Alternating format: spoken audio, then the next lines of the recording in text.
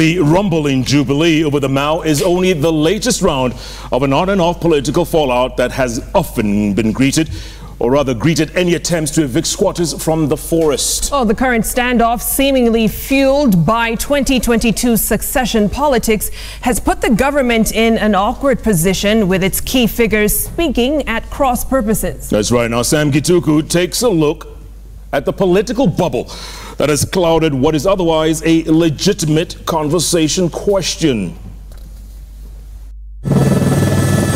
It occupies more than 467,000 hectares of land, and for years now, it has become the subject of an equally dense political mess. Na mimi nataka muniangalie vizuri. Mimi nataka niwahakikishia kwamba mambo ya Mau serikali ya Jubilee itatatua, kuhakikisha ya kwamba mambo ya Mau haitatumika tena kama chombo cha kisiasa cha kushindania. That was in 2014. The deputy president had just won an election the previous year alongside President Uhuru Kenyatta. The Rift Valley region had overwhelmingly endorsed their leadership through a campaign that was heavy on the Mau eviction issue. In the run-up to the 2013 general election, the narrative was that Raila Odinga, then a prime minister in Mwai Kibaki's coalition government, had delayed the disbursement of resettlement funds for Mau forest encroachers. That he had also ignited the eviction debate for selfish political intentions, but he denied.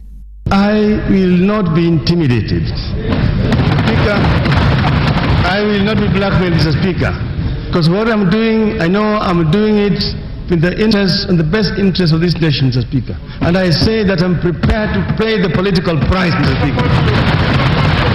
But the voters seemed to have believed the campaign narrative and backed Uhuru and Ruto. And in keeping the promise, the deputy president promised again, now in office. Tutahakikisha na tumeshaweka mpango tayari kuhakikisha ya kwamba yale mambo yanaendelea kule Mau ya kuharibu msitu tutasimamisha. Kwamba tutaweka cut line tayari, watu wanaendelea na hiyo kazi. Alafu pale tutakapo tu kuwa tumekubaliana cut line hapa, wale watu wote ambao wako kule ndani tutawaambia watoke ili watafutiwe makao mengine mahali pengine. Fast forward February 2018, Deputy President now serving a second term after a successful election against Raila Odinga in Kalonzo Musyoka announced a ban on logging in all public forests. A fortnight later, he unveiled a task force to look into the management of public forest. At the end of April, he received a report of the task force and promised total implementation of its recommendations. I have instructed the minister to develop in 10 days an implementation matrix of the task force report. Even though the task force was not specific on the Mau encroachment, a deputy president was pro-conservation. But he had a caveat that the exercise would be done humanely. But now the forest that appeared to be a key agenda of government only a few months ago has become the latest battlefront within the governing party, with the Senate Majority Leader, no less, leading the charge against the evictions. Huyo rais mwenye nimemtetea hata wengine walipokuwa wanajiabisha kuwa rais mwingine wa mpango ya kando. Huyo rais namjua ni rais mwenye anapenda mwananchi wa kawaida. Na kama rais amebadilika ningekuwa nimejua. But on the ground, a local government officer leading the implementation process is unshaken. This thing is being done by the national executive. The legislature, if they think it's wrong, waende bunge, waweke miswada huko, wapitishe and will implement. The glaring reality of a government in fight with itself, of an executive arm keen on implementing what its political masters long ago conceived when. Ni wazi ya kwamba kama hatutalinda misitu katika taifa letu la Kenya, tutapata shida katika siku zijazo.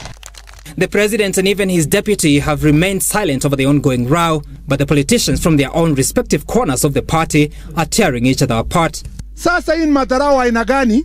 Sasa kwa sababu wewe uamini yenye nimekuambia, na kwa sababu brokers wanasema mimi ninakutusi nikikuja Mau, mimi naomba Rais Uhuru Kenyatta kuja mwenyewe hapa Mau. Sasa hawa wananchi wanakuwa wananchi siku ya kuomba kura. Kura ikishapigwa, county commissioner anageuza kuwa wanyama, inasemekana hapa ni msitu. Ama anatuambia rais alikuwa anaomba kura kwa msitu. But for now, the authorities promise that the operation will continue, as Jubilee leaders from parts of the Rift Valley promise a battle royale. Sam Gituku, Send Alive.